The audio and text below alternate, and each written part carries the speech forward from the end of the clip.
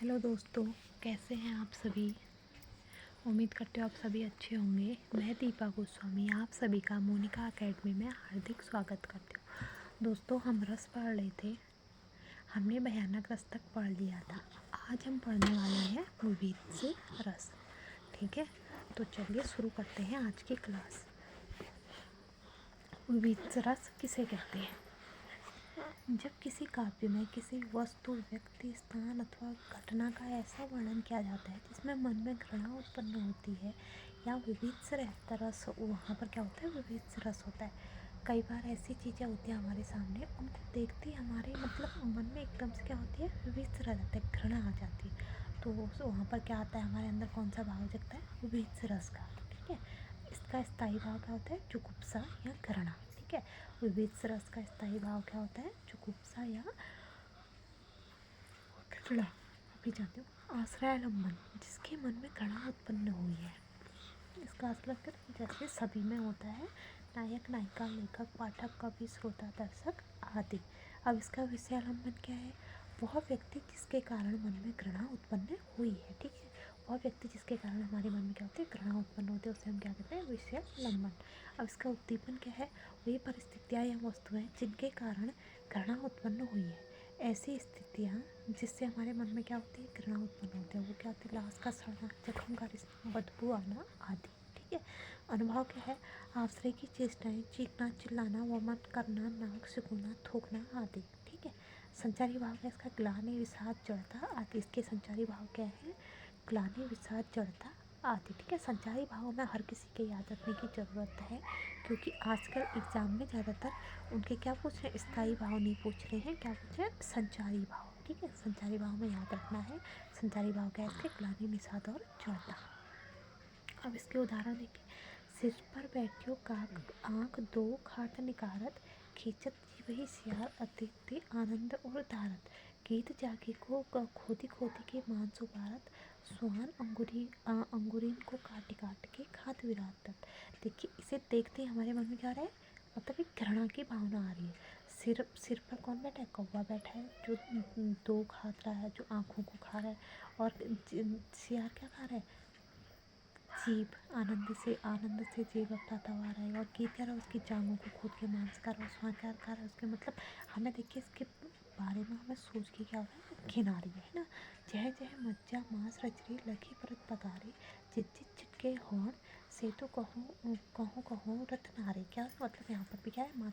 वो लोग अच्छे से इस चीज़ को समझ पा रहे होंगे जो लोग क्या है मांस मच्छी नहीं खाते हैं, उनको देख के क्या होता है? एक मतलब क्या होती है? घृणा की भावना उत्पन्न होती है। ठीक है, आगे देखिए वीर रस। वीर रस किसे कहते हैं? जब किसी काव्य में किसी की वीरता और साहस का अद्भुत वर्णन किया जाता है अथवा देश के प्रति प्रेम की भावना व्यक्त की जाती है, वहाँ क्या होता है? वीर रस। ऐसे ही जब हम किसी के व्यक्तित्व का वर्णन करते हैं, जैसे एग्जाम्पल फॉर शिवाजी, महाराणा प्रताप, हम इनके इनके जीवन का वर्णन करते हैं तो क्या आता है? हमारे अंदर भी क्या आता है? हम जैसे जैसे वर्णन करते जाते हैं हमारी आवाज़ में भारीपन आता जाता है, और क्या होता है? वीर रस उत्पन्न होता जाता है, जैसे हम उनकी वीरता और साहस की कहानियाँ सुनाते हैं ना। इसका स्थायी भाव क्या है? इसका स्थायी भाव क्या होता है? उत्साह है। ठीक है, आस्यालंबन क्या होता है? जिसके मन में उत्साह पैदा हुआ हो। नायक, नायिका, लेखक, पाठक, कवि, श्रोता, दर्शक आदि। विषयालंबन क्या है? वह व्यक्ति जिसे देखकर जिसके मन में उत्साह की भावना उत्पन्न हुआ। ऐसा व्यक्ति जिसको देखकर क्या होता है? सामने वाले के मन में उत्साह उत्पन्न होता है, उसे क्या कहते हैं? विषयालंबन। उद्दीपन। उद्दीपन क्या है? वे परिस्थितियाँ या वस्तुएं जिनके कारण मन में उत्साह उत्पन्न हुआ है। ऐसी स्थितियाँ, ऐसी परिस्थितियाँ, ऐसी वस्तुएं जिनको देखकर क्या होता है? सामने से उत्साह उत्पन्न होता है। रणभेरी का बजना, शत्रु की ललकार, जय जयकार आदि। अनुभव, आश्रय की चेष्टाएं, हुंकार भरना, दहाड़ मारना, अस्त्र शस्त्र लहराना। इसके क्या है? अनुभव। इसका संचारी भाव क्या? हर्ष, गर्व, उत्सुकता, उग्रता, आवेग आदि। इसके संचारी भाव क्या है? हर्ष, गर्व, उत्सुकता, उग्रता, आवेग आदि। ठीक है, इसके उदाहरण देखिए। झाला को राणा जान मुगल, फिर टूट पड़े थे झाला, झाला पर मिट गया वीर जैसा मिटता परवाना दीपक ज्वाला पर। क्या बोले? झाला को रावण जान मुगल, जो झाला होता है, जाला होता है, जाला मकड़ी का जाला, उसे क्या समझकर मुगल उस पर क्या समझकर टूट पड़े थे कि ये क्या है? राणा है, क्या है? महाराणा है। तो उस पर क्या किया? उनको ऐसा लगा जैसे हमने उनको मार दे मिट जाए, पर परवाना दीपक ज्वाला पर क्या है, जो महाराणा है वो तो क्या है दीपक की तरह जल रहे हैं, है ना। वीर तुम बड़े चलो, धीरे तुम जब बड़े चलो, सामने पहाड़ हो सिंह की दहाड़। क्या ये हमारी सेना के लिए कहा है कि तुम बड़े चलो, आगे बढ़े चलो, चाहे सामने पहाड़ हो या सिंह की दहाड़ हो, तुम्हें रुकना नहीं है, तुम्हें आगे बढ़ते जाना है, ठीक है। निश्चर्यहीन करो मोहि, भुज उठाए मन के नहीं, सकल मुनि के आश्रम जाई जाए तो गति नहीं, ठीक है। इसमें भी क्या है आपका वीर रस है। जहाँ नहीं मैं सुरबाला के गहनों में गूथा जाऊँ, जहाँ नहीं प्रेम माला में बित प्यारी को लग जाऊँ, जहाँ नहीं सम्राटों के सौ पर है हरि डाला जाऊँ, जहाँ नहीं देवी के सिर पर चढ़ो भाग्य पर इठलाऊँ, मुझो त्यों लेना वनमाली, उस पथ पर देना फेंक, मातृभूमि पर शीश चढ़ावे, जिस पथ पर जावे वीर अनेक देखे। इसमें पुष्प की अभिलाषा की बात कही गई है।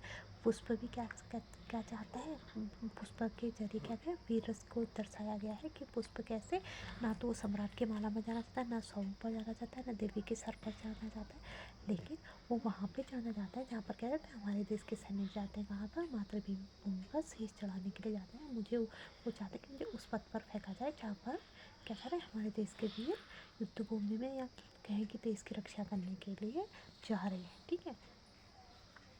देखिए अगला अद्भुत रस। जब किसी काव्य में किसी व्यक्ति वस्तु अथवा स्थान का ऐसा वर्णन किया जाता है जिसे सुनकर या देखकर मन में आश्चर्य उत्पन्न होता है, वहाँ अद्भुत रस होता है। क्या बोला है, ऐसे व्यक्ति वस्तु या स्थान, हम कभी ऐसी चीज़ों का वर्णन करते हैं जो हमने नहीं देखा हो, लेकिन कई बार ऐसे लोग भी हमारे सामने आते हैं, चीज़ों को हमारे सामने ऐसे ऐसे परोसते हैं कि हमें क्या होता है उसमें अद्भुत रस, मतलब आश्चर्य उत्पन्न होता है कि ऐसा भी हो सकता है ना। उसमें क्या होता है हमारे अंदर अद्भुत रस। और इसका स्थायी भाव क्या है, विस्मय, ठीक है। आश्चर्य क्या है, जिसके मन में आश्चर्य उत्पन्न होता है, आश्चर्य उत्पन्न होता है। जैसे नायक नायिका लेखक पाठक कवि श्रोता आदि, इसका विषयालंबन क्या है, वह व्यक्ति जिसे देखकर या जिसके प्रति आश्चर्य उत्पन्न हुआ है, ऐसा व्यक्ति जिसे देखकर हमारे मन में क्या हुआ है, आश्चर्य उत्पन्न हुआ है। उद्दीपन क्या है, वे परिस्थितियाँ जिसके कारण आश्चर्य उत्पन्न हुआ है, वस्तु की विचित्रता, घटना की नवीनता आदि। अनुभव क्या है इसका, आश्चर्य की चेष्टा है, अचरज भरी नजरों से देखना, मुंह फाड़ना, दांतों तले अंगुली दबाना आदि। संचारी भाव क्या है, हर्ष गर्व उत्सुकता जिज्ञासा जड़ता आदि। इसके संचारी भाव क्या है, याद रखिएगा, हर्ष गर्व उत्सुकता जिज्ञासा जड़ता आदि, ठीक है। अब इसके उदाहरण देखिए, यह देख गगन मुझे लय है, यह देख पवन मुझसे लय है, मुझ में विलीन झंकार सकल, मुझ में लय संसार सकल, दृग हो तो दृश्य आकार देख, मुझ में सारा ब्रह्मांड देख, चर अचर जीव जग क्षर अचर नश्वर मनुष्य, सूर्य आदि अमर, सतकोटि सूर्य सतकोटि चंद्र, सतकोटि सरति सर सिंधु मर्दत।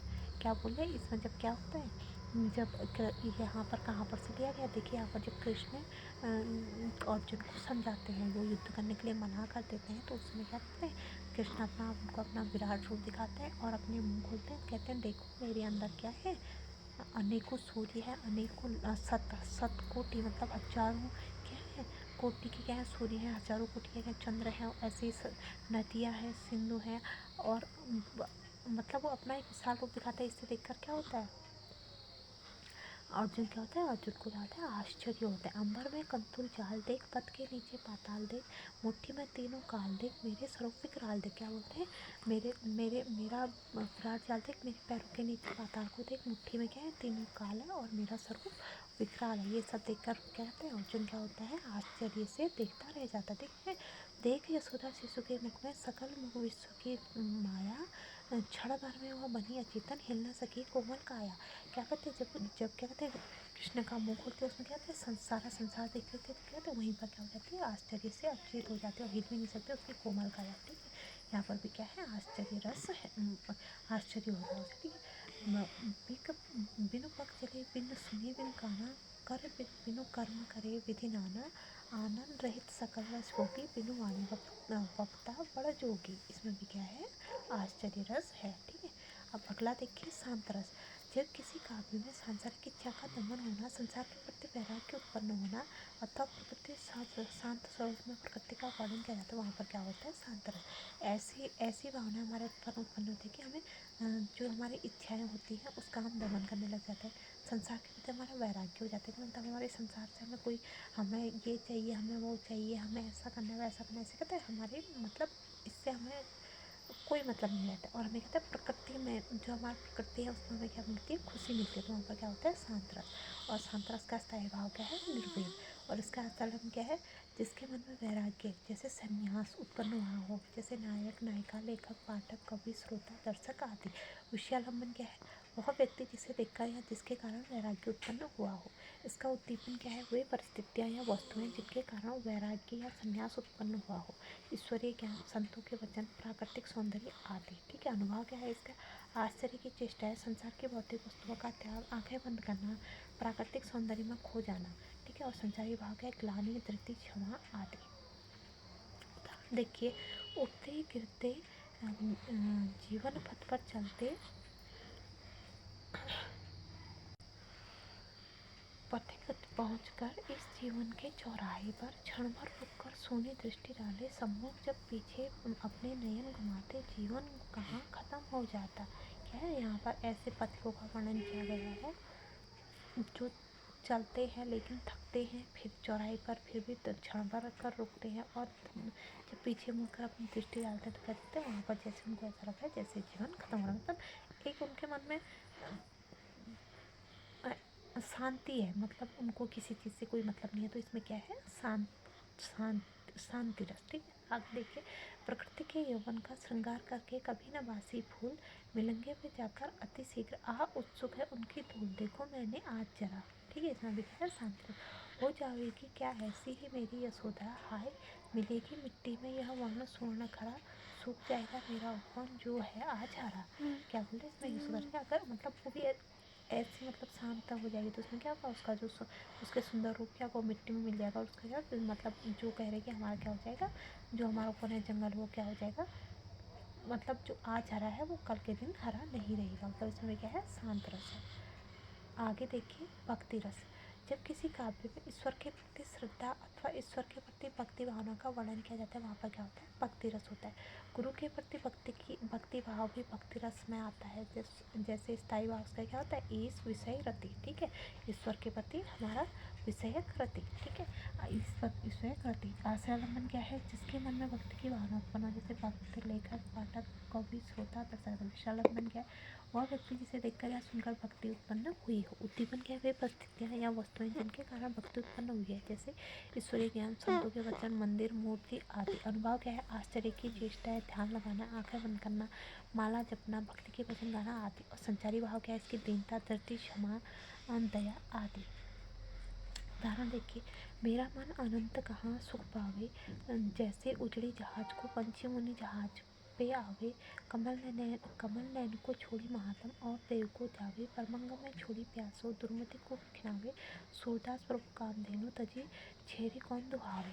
ठीक है, इसमें भी क्या है, भक्ति रस का वर्णन किया गया है। पायो जी मैंने राम रतन धन पायो, वस्तु अमूल्य दी मेरी सदगुरु कृपा कर अपनायो। मतलब इसमें भी क्या है, भक्ति रस का क्या बोलिए मेरा कि मैंने ऐसा रतन खजाना पा लिया है, वो क्या है, राम नाम का खजाना पा लिया है, जो मूल्यों से भी क्या है, अमूल्य है। और जो हमें क्या मिले, मेरे सदगुरु की कृपा से, जो मेरे गुरु है उसकी कृपा से मिली है। तू करता तू भैया, मुझे रही न हो, बारी फेरी बली गई जति देखी थी तू। इसमें भी क्या है, भक्ति रस का वर्णन किया गया है। तो दोस्तों, आज हम रस के यहीं पे विराम करते हैं। आगे के जो 2-4 रस हमारे बचे हुए हैं उसे हम अगली क्लास में कंटिन्यू करेंगे, क्योंकि चीज़ों को हमें समझ के पढ़ना बहुत ज़रूरी होता है। हम ऐसे ही अगर खाली सुनने के लिए देखेंगे तो हमारे दिमाग में चीज़ें बहुत कम बैठती हैं। अगर हम समझ के चीज़ों को पढ़ेंगे तो हमारे दिमाग में चीज़ें अच्छे से रहती हैं। तो हम आज की क्लास को यहीं पे विराम देते हैं, कल हम क्लास कंटिन्यू रखेंगे। धन्यवाद।